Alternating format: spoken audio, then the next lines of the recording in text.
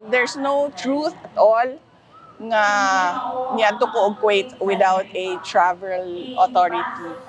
So, I guess, isa na naman yon sa ginagawa ng Office of the President na yung ilihis ang usapan sa kung ano ang totoong nangyayari sa ating bayan. So ang tawag dyan is political scapegoating. Pinabulaanan ni Vice President Sara Duterte ang sinabi ni Palace Press Officer Undersecretary Claire Castro na walang travel authority ang planong pag-alis ng Vice Presidente sa bansa.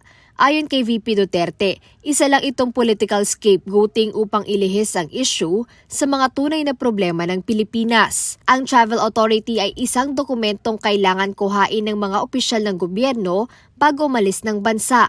Dagdag pa ng pangalawang Pangulo, ginawa ang mga paratang na ito matapos ibasura ng Senado ang impeachment case laban sa kanya, kung saan 19 na senador ang pumabor na i-archive ang kaso. Kahapon, nakita natin na unfavorable sa administration ang desisyon ng Senate of the Philippines. So, gumawa na naman sila ng kwento na umalis ako ng bansa ng walang travel authority para doon na naman matutok yung attention ng mga tao and matuloy na naman yung lagi nilang paninira.